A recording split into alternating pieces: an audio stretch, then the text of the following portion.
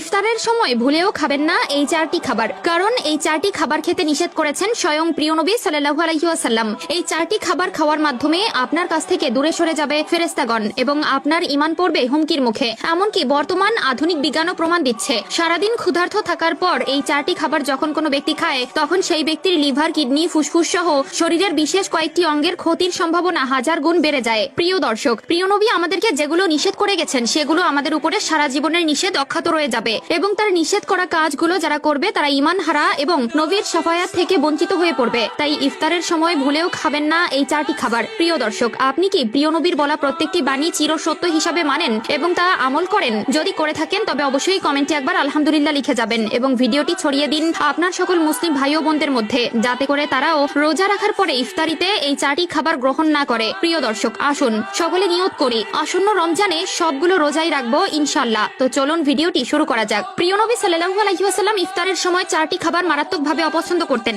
এবং যারা এই 4টি খাবার গ্রহণ করে তারা যেন প্রিয় নবীর ধারে কাছে কিংবা মসজিদের আশেপাশেও না যায় তেমনি হুঁশিয়ারি দিয়ে গেছেন। সে খাবার 4টির মধ্যে প্রথম 2টি খাবার হলো কাঁচা পেঁয়াজ এবং কাঁচা রসুন। আমাদের মধ্যে এমন অনেক লোক আছে যারা ইফতারের সময় কাঁচা পেঁয়াজ, কাঁচা রসুন খেয়ে থাকে, বিশেষ করে কাঁচা পেঁয়াজ সালাদ হিসেবে খেয়ে থাকে। ইফতারের সময় নানান ধরনের ভাজা পোড়া এবং ছোলা ভুনার সাথে একটু ঝাঁঝালো সালাদ হিসেবে কাঁচা পেঁয়াজ ও রসুন বহুল প্রচলিত। তবে এই 2টি খাবার ইফতারের সময় প্রিয় নবী গ্রহণ করতে নিষেধ করেছেন, কারণ কাঁচা পেঁয়াজ ও রসুনের পৃথক পৃথক গন্ধ আছে যা দুর্গন্ধ বলা চলে এবং কোনো প্রকার দুর্গন্ধযুক্ত স্থলে ফেরেশতাগণেরা থাকে না, তারা দূরে সরে যায়। তাই তো প্রিয় নবী সাল্লাল্লাহু আলাইহি ওয়াসাল্লাম সেই সকল লোকেদের মসজিদের কাছে পর্যন্ত যেতে নিষেধ করেছেন যারা কাঁচা পেঁয়াজ খায়। তবে এক্ষেত্রে প্রশ্ন আসতে পারে, পেঁয়াজ খাওয়া কি তবে নাজায়েজ? না প্রিয় দর্শক, খাবারের স্বাদ উন্নয়ন করার জন্য পেঁয়াজ ও রসুন প্রয়োগ করা যাবে, তবে অবশ্যই যখন সেটা সেদ্ধ করা হবে তখন সেটা দুর্গন্ধ চলে যাবে। এছাড়া 3য় নম্বরে যে খাবারটি আছে সেটি হলো গরম খাবার। ইফতারের সময় ভুলেও গরম খাবার খাবেন না। প্রিয় নবী সাল্লাল্লাহু আলাইহি ওয়াসাল্লাম